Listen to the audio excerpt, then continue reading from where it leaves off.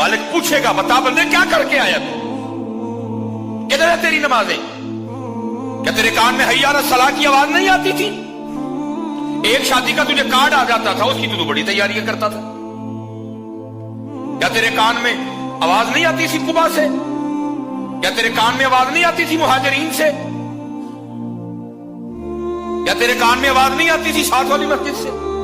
क्यों नहीं तू नमाज पढ़ने आया?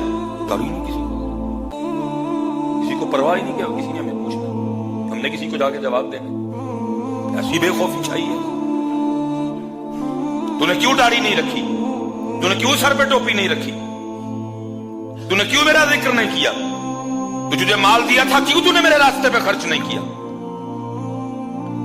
तूने क्यों सिला रहमी नहीं की? क्यों तूने माफ नहीं किया? क्यों तूने पर्दे नहीं डाले?